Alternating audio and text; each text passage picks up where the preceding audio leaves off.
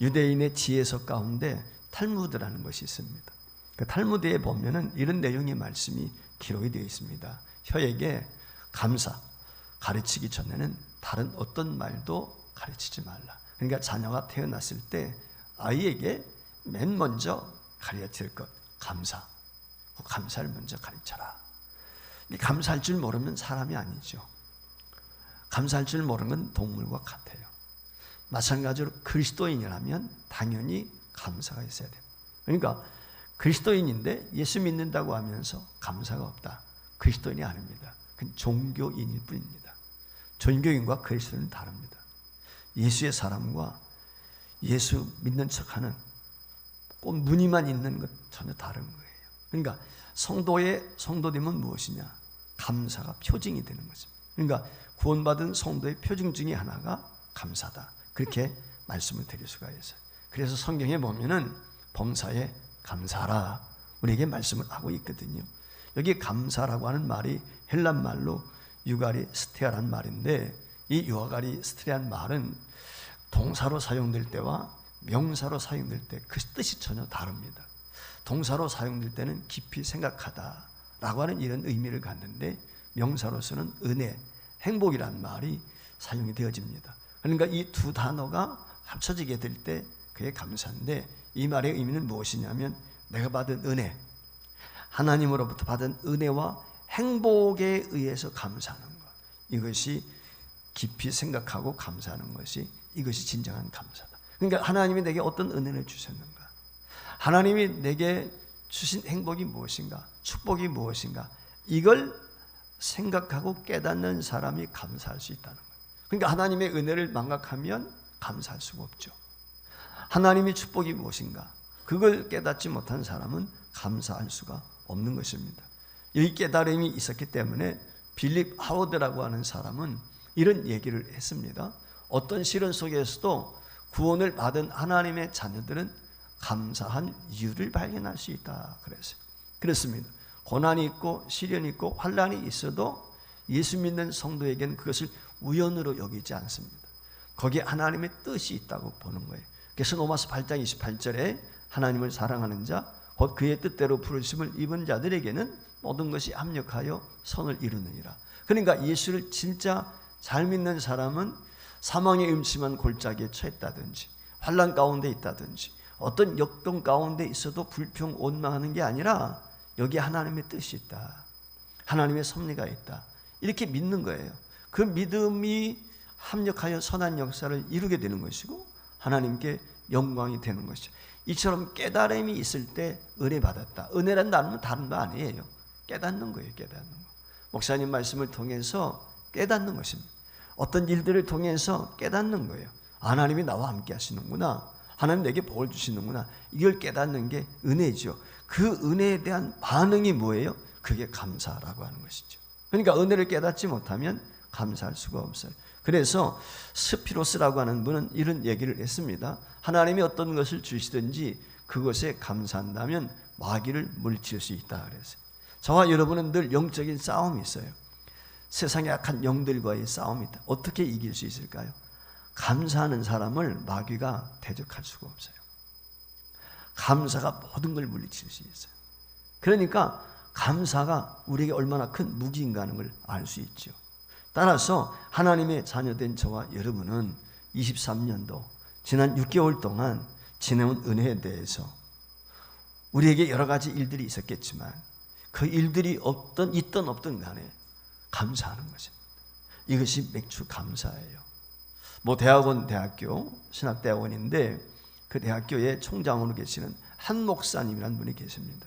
이분이 국민일보 미션란에 보면은 목사님들 칼럼이 게재될 때가 있는데 그게 겨자씨라는 게 있습니다. 그 겨자씨 난에 이 목사님이 자기 생각을 거기에 기술한 것을 제가 여러분들에게 캡처해서 읽어드리겠습니다. 미국에서 목회했을 때 술술 잘 풀렸습니다. 크게 몸소리치고 애원하지 않아도 열리는 느낌이 있었습니다. 나는 역시 달라. 맨 땅에 헤딩 안에 난. 한국에서도 자신이 있었습니다.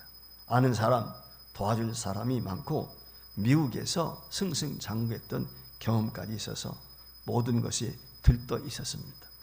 그러나 웬걸 정반대 현상이 일어났습니다. 하나님께 따지시되 이렇게 물었습니다. 그때 하나님께서 내게 이런 답을 주셨습니다.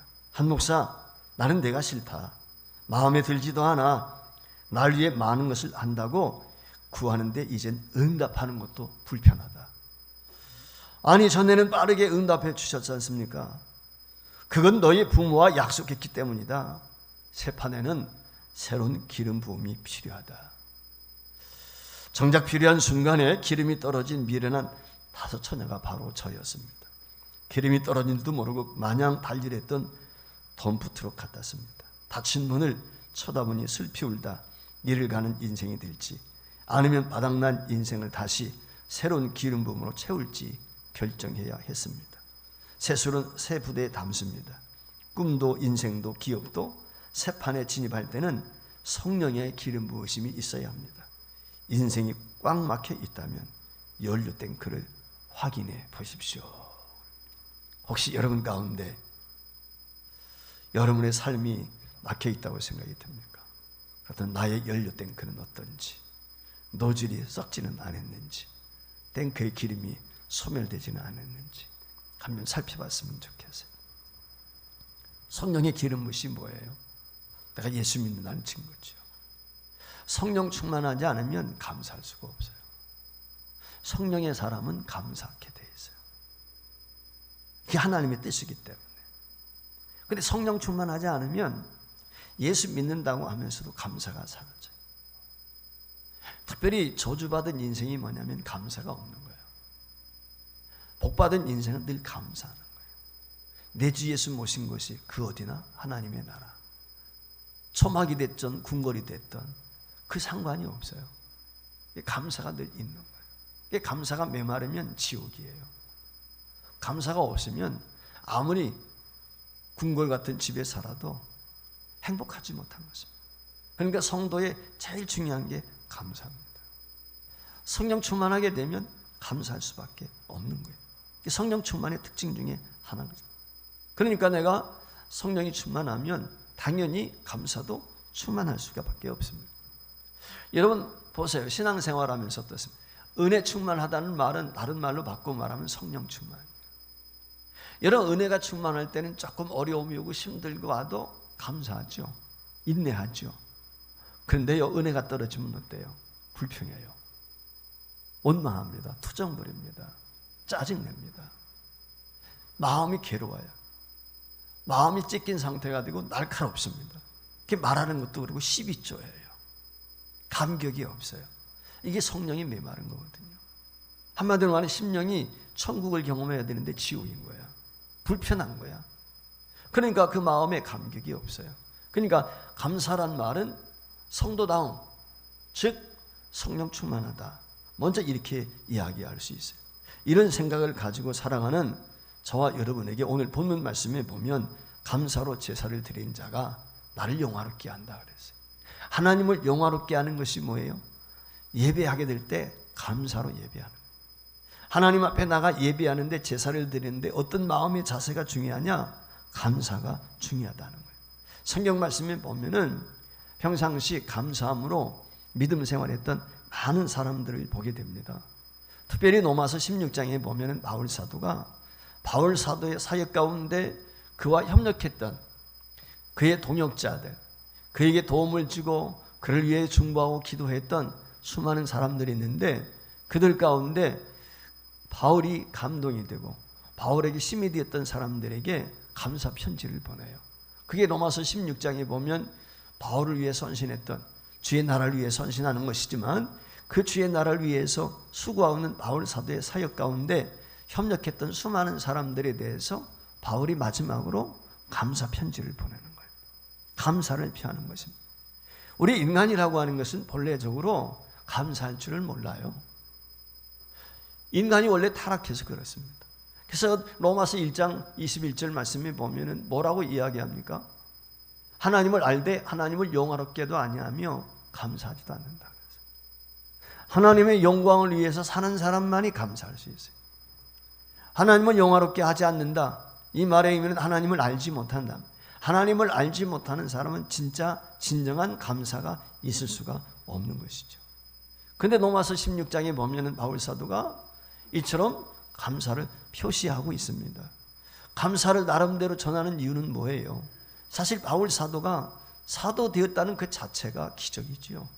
여러분 아시는 것처럼 바울 사도는 하나님을 믿지 않는 사람이에요. 물론 유대교를 믿지만 예수를 안 믿었단 말이에요.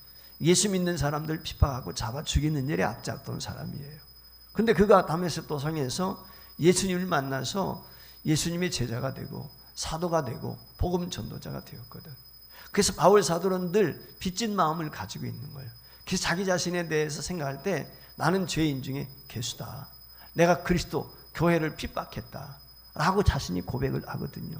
그래서 복음을 전하는데 자신이 어떤 능력이 있고 힘이 있고 내가 나딤 때문에 전하는 것이 아니라 무조건 하나님의 은혜, 전적인 하나님의 은혜.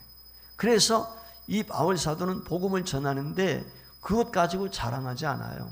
빚진 자의 마음으로 전하는 거예요. 빚진 자가 빚 갚았다고 자랑할 이유 없잖아요. 바울 사도는 그런 심정으로 살았단 말이죠.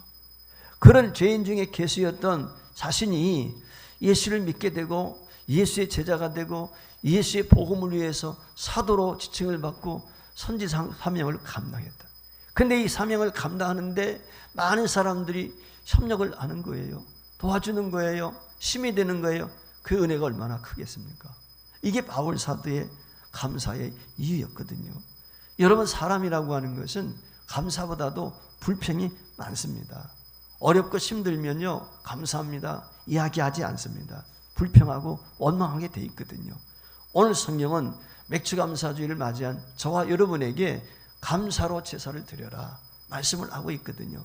교회 나가면 왜 성도들이 감사해야 되는지, 그 이유가 무엇인지 오늘 본문을 통해서 저와 여러분이 깨닫고 남은 생에 감사 인생으로 살아갈 수 있기를 주의 이름으로 축원을 드립니다. 첫 번째 이유는 감사가 없다는 것은 하나님을 잊어버렸다는 거예요.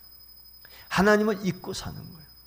하나님을 잊고 사는 사람에게는 그 심령이 메말라서 감사가 있을 수가 없어요. 시편 50편은 참된 제사가 무엇인지 이것을 설명을 하고 있거든요. 여기서 시편 기자는 왜 하나님께 예배해야 되는지 먼저 그것을 설명합니다. 그리고 이어서 형식적인 예배와 외식적인 삶에 대해서 하나님께서 경고의 메시지를 보내시는 것이죠. 그리고 나서 주시는 말씀이 22절, 23절인데 22절 말씀에 보면 이렇게 이야기를 합니다. 하나님을 잃어버린 너희여 이제 이를 생각하라. 그렇지 않으면 내가 너희를 찢으리니 건질 자 없다. 자, 지금 바른 예배를 드려야 되는데 바른 예배를 드리지 못하는 이유가 뭐예요? 하나님의 은혜를 잃어버려서. 하나님의 은총이 무엇인지를 잃어버렸단 말이에요. 그 이스라엘 백성들을 지금 향해서 하는 거예요. 그래서 너희가 그 은혜를 잃어버린 너희를 내가 찢어버리겠다. 왜냐하면 하나님의 은혜를 잃어버리게 되면 바른 예배를 드릴 수가 없어요. 바른 예배를 드리지 못한다는 것은 바른 삶을 살 수 없다. 성도다운 삶을 살 수가 없는 거예요. 제가 늘 입이 침이 마르도록 이야기하는 것이 뭐예요? 예배 성공자가 인생 성공자가 된다. 예배 실패자는 인생 실패자다. 왜 예배에 성공해야 되느냐? 하나님과 만남이 있어야 돼. 예배 성공해야 하나님이 기뻐하시는 인생이 되는 것인데 예배 실패하게 되면 하나님과 멀어지는 게 되는 거예요. 결국 인생 실패자가 된단 말이죠. 자, 그러면은 예배의 성공 여부 전제 조건이 뭐냐? 감사라는 거예요. 감사. 여러분, 우리가 예배하거든요. 이 예배의 요소 중에 제일 중요한 게 뭐냐면 감사예요. 감사. 찬송을 부를 때도 감사함으로 9월의 감격을 가지고 말씀을 들을 때도 하나님이 내게 은혜 주시는 말씀, 어떤 말씀을 은혜를 주실까? 감사함으로. 기도할 때도 감사함으로. 여러분, 예물을 드릴 때도 어떻게 합니까? 참된 감사함으로 그 물질에 우리 정성을 담아서 하나님 앞에 봉헌하는 거예요. 그게 예배는 뭐예요? 감사예요. 감사. 감사 축제가 예배예요. 그러니까 감사가 없는 예배는 형식만 남아. 겉모양은 화려해. 오늘날 교회 모습 보세요. 멋진 찬양대, 멋진 인테리어, 멋진 음향, 부러울 것 없이 세상에 비해서도 손색이 없는 그런 예배당 분위기들 보세요. 근데 그게 살아있는 예배가 되지 못한다면 감사가 없는 예배라면 그 예배는 하나님 기뻐하지 않는 것이죠. 하나님이 중심이 되는 예배가 돼야 돼요. 그 하나님 중심이 되는 예배가 바른 예배고, 바른 예배를 드리면 바른 삶을 살 수밖에 없어요. 어그러진 삶을, 하나님 앞에 바르게 예배를 드렸는데 어떻게 그 예배와 동떨어진 삶을, 행동을 할 수가 있겠습니까? 그러니까 예배가 중요한 것이죠. 바른 예배를 드릴 때 바른 성도의 삶이 이어지는 것입니다. 성도답지 못한 것은 껍데기만 있는, 무늬만 예수쟁이, 겉만 화려한 것입니다. 그래서 오늘 여기 본문 말씀에 보니까 감사를 잃어버린 이스라엘 백성들을 향하여 무엇라고 이야기합니까? 하나님을 잊어버렸다는 거예요. 여러분, 하나님을 잊어버리게 되면 어떻게 돼요? 감사가 사라집니다. 메마른 심령이 사막이 됩니다. 광야가 되는 것입니다. 가시떨기만 가득합니다. 그래서요, 감사가 없는 사람은 찔릅니다. 말을 해도 가시가 있어요. 여러분, 말 들어보세요. 그 말이 그 사람의 인격이거든요. 말이 그 사람의 생각이에요. 그 사람의 현재 상태를 지금 말투가 나타내는 거예요. 기쁨이, 감사가 충만하면 내게 어떤 이유가, 형편이, 환경이 주어져도 그 말이 달라요. 그런데 아무리 좋은 환경에 있어도 내 마음이 불편하면 나오는 말이 곱지 못해요. 그러니까 말투를 들어보면 지금 이 사람이 뭘로 가득 찼는지, 무슨 생각으로 가득 차 있는지 그걸 나타내거든요. 저는 종종 대화를 나누다가 상대방에서 그런 걸 많이 느껴요. 이 사람이 어떤 생각 가지고 있는가. 그 말투에 다 드러나거든요. 그 사람의 인격, 인품, 이게 다 드러나요. 그 말투를 들어보면 이 사람이 진짜 믿음이 있는 사람인지 세속적인 사람인지 그게 드러나는 것입니다. 여러분, 이스라엘 백성들 보세요. 어땠습니까? 애굽에서 나와가지고 말이죠, 광야길을 가지 않습니까? 그 광야길을 가고 있는 이스라엘 백성들, 하나님께서 은혜를 잊지 말 것을 눈의 경고의 메시지를 전하죠. 우리가 신명기 8장 19절 말씀에 보면 하나님께서 이스라엘 백성들, 광야길을 걷고 있는 그들에게 이런 말씀을 주세요. 내가 만일 내 하나님 여호와를 잊어버리고 다른 신들을 따라 그들을 섬기면, 그들에게 절하면 내가 너에게 증거하노니 너희가 반드시 멸망할 것이다. 그래서 여러분, 이스라엘 백성들이 어떤 사람들이에요? 이런 하나님의 경고가 있음에도 불구하고 한 귀로 듣고 한 귀로 흘러버렸어요. 그러니까 광야길을 가는 동안에 이 하나님의 은혜를 잊어버리게 되니까, 망각하게 되니까 늘 불평입니다. 원망입니다. 조금 힘들면 힘들다, 조금 목이 마르면 목마르다, 조금 배고프면 배고프다. 이런 만나 매출을 통해서 이스라엘 백성들을 먹이시고 입히시고 그들 도우시는데 옷이 가라지 않고 신발이 쇠하지 않도록 그들을 40년 동안 지키시고 인도하지 않았습니까? 그런데 그들이 좀 힘들고 어려우면요, 뭐라고 이야기합니까? 민수기 11장 5절 6절 말씀에 보면 이런 고백을 해요. 이런 이야기가 있어요. 우리가 애굽에 있을 때는 값없이 생선과 오이와 참외와 부추와 파와 마늘들을 먹은 것이 생각나거늘 이제는 우리의 기력이 다하여 이 만나 외에는 보이는 것이 아무것도 없도다. 여러분, 만나와 외출하기 뭡니까? 여기 나와 있는 오이와 부추, 마늘 이런 거 먹지 않는다고 죽습니까? 그렇지 않잖아요.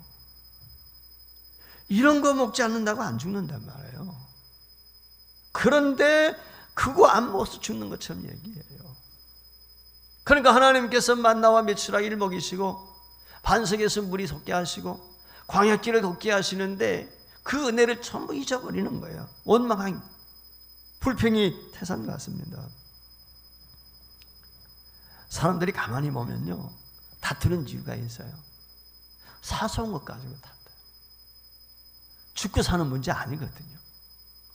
그런데 그 사소한 거 별것까지 아니고 의인하고 말이죠. 여러분 어떻습니까? 우리 주변에서 그런 거 보지 않습니까?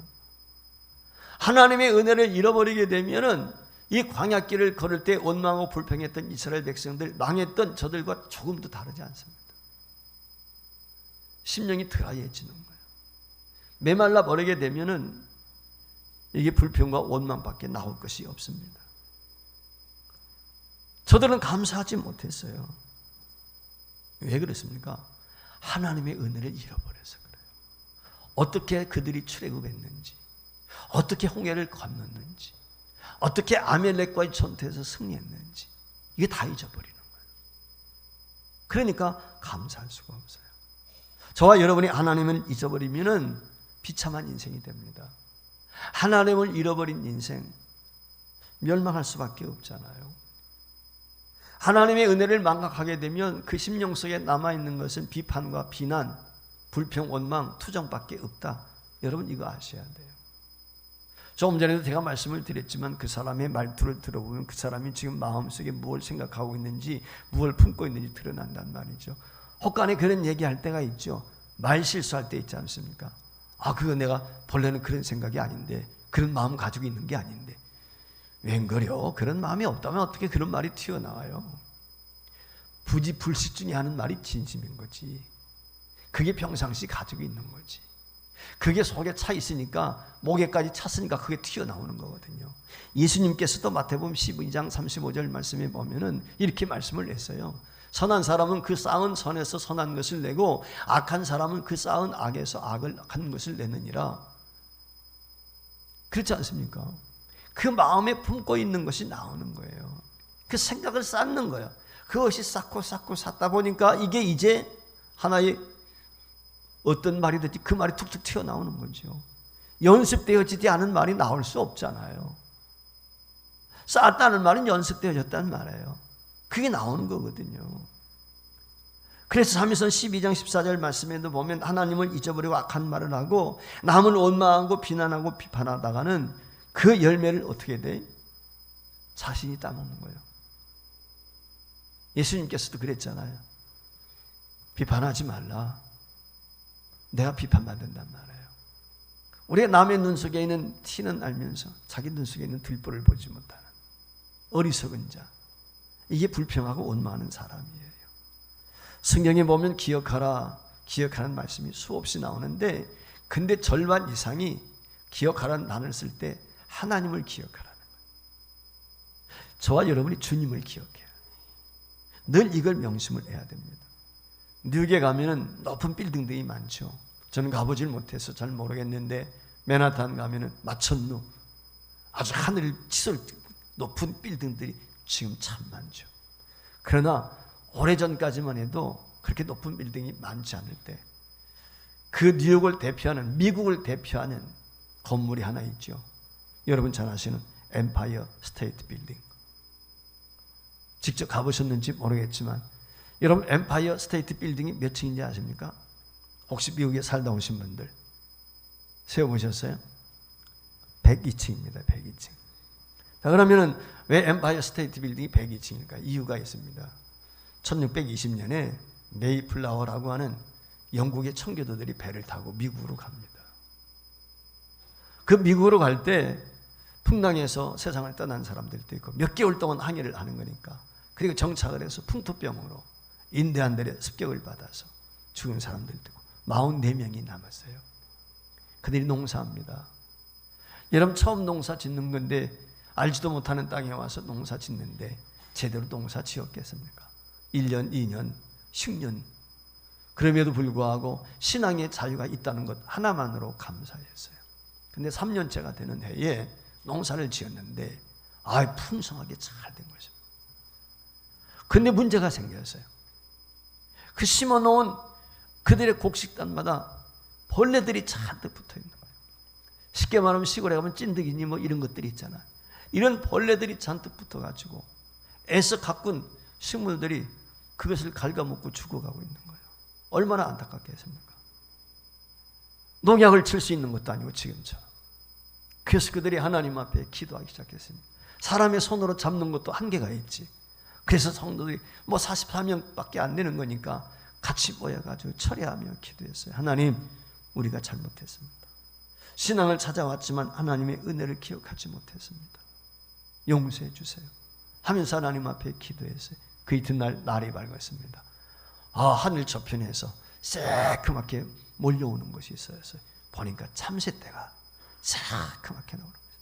그러더니 그들이 농사진 그 밭에 앉아가지고 모든 벌레질을 다 잡아먹는 거예요. 모든 벌레를 잡아먹는 거예요. 그때 하나님의 은혜를 깨닫게 되었습니다. 우리는 하나님을 믿노라.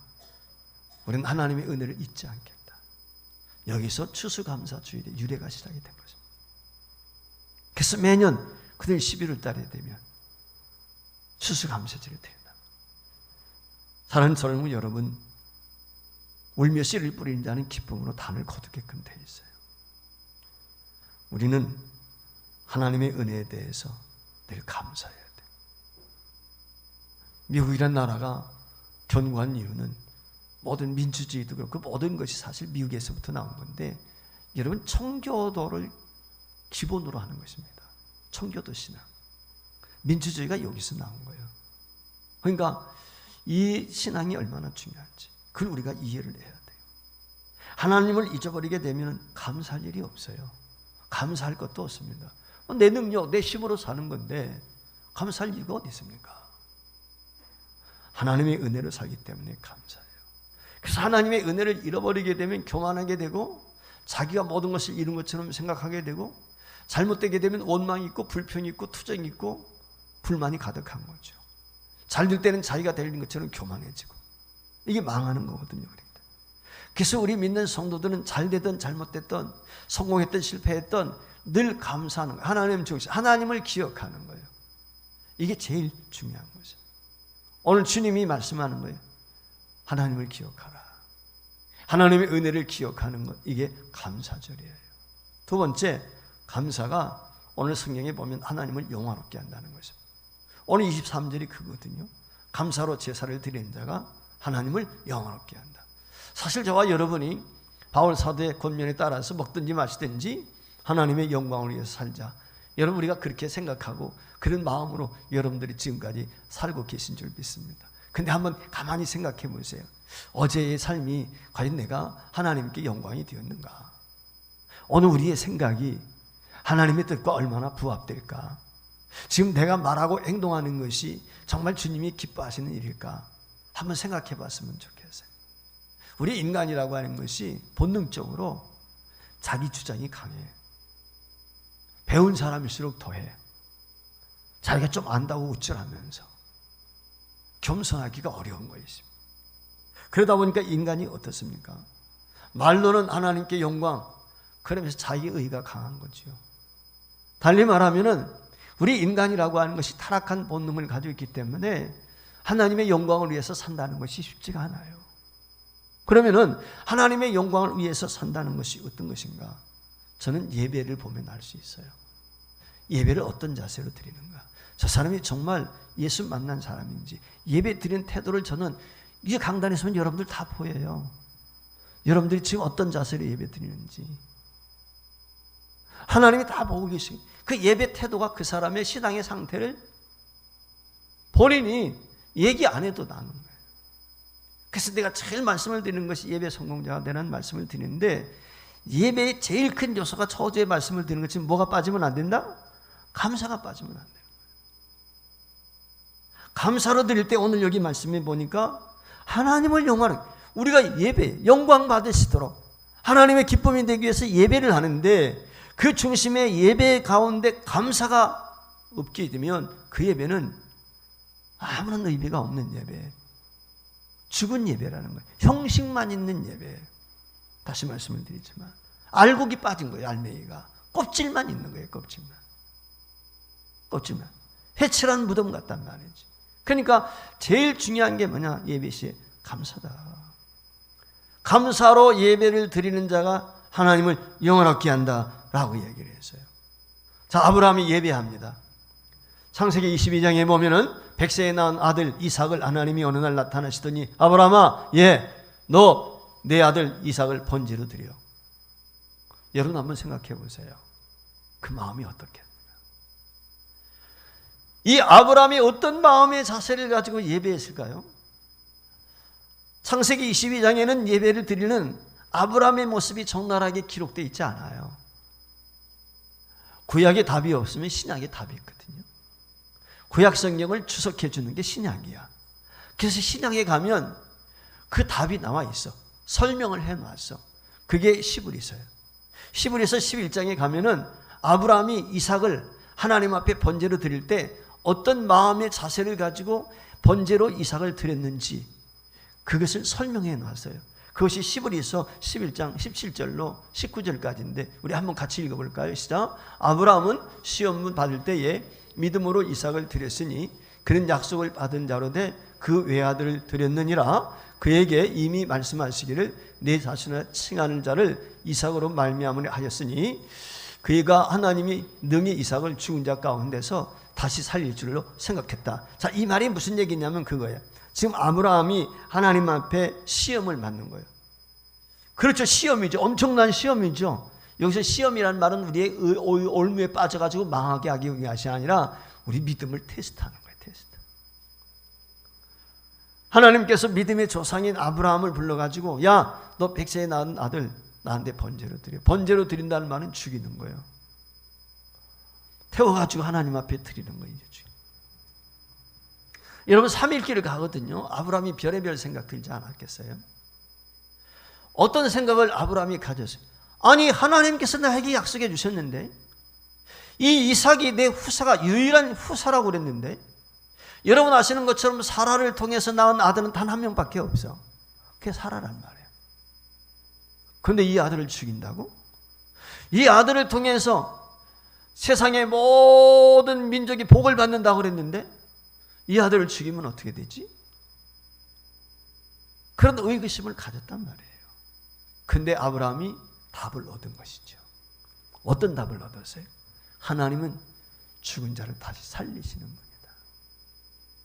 아브라함이요 부활신앙을 가진 거예요. 놀랍지 않습니까? 그 옛날에 예수님 이후에나 부활신앙이 있는 게 아니에요. 구약 성도들도 다 마찬가지예요. 하나님께서 살리실 거야. 하나님이 약속하셨으니까 그걸 믿었다는 것입니다. 그걸 의로 하나님이 여기셨다는 거예요. 창세기 22장 26절에 가면 그렇게 얘기하거든요.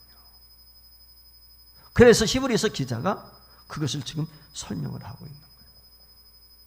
여기 히브리서 11장 17절 이하에서 히브리서 기자가 강조하고 있는 것이 뭐냐? 아브라함의 믿음. 어떤 믿음? 하나님의 약속을 붙들고 이삭을 번제로 드리게 되었을 때 다시 살릴 것이다 라고 하는 믿음. 그 믿음으로 드렸다는 것입니다. 그래서 히브리서 11장 19절 말씀에 보면은 아브라함이 능히 이삭을 다시 죽은 자까지 살릴 것을 믿었다. 그렇게 설명을 하고 있는 것입니다. 하나님이 살려줄 줄 알았다는 거예요. 여러분이 하나님이 살리신다는데 누가 안 드리겠어요? 내 자신도 드리고 다 드릴 수 있죠. 모든 건지. 그렇지 않겠어요? 그 믿음이 있으면 다 하는 거예요. 왜 여러분 저와 여러분이 하나님 앞에 올인하지 못합니까? 올인하지 못하는 이유가 뭐예요? 손해볼까 봐. 하나님이 안 주시면 어떡하지? 여러분 그렇지 않아요?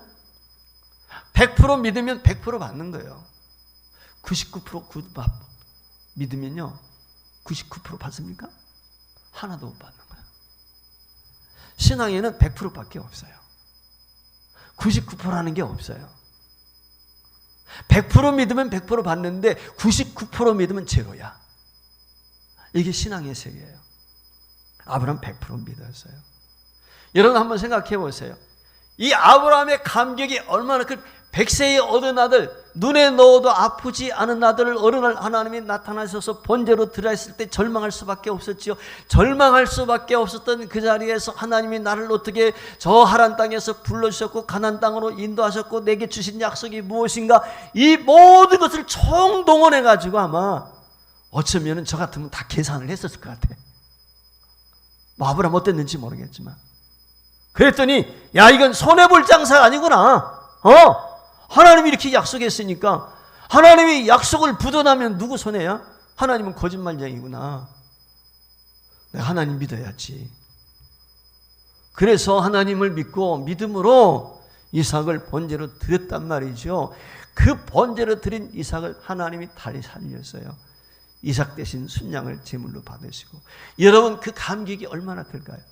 저는 상상을 해보면 그림을 그려봐. 영화를 만들어 보는 거야. 그 모리아산에서 그 늙은이가 나이 어린 이삭을 붙들고 춤추는 장면 한번 생각해 보세요.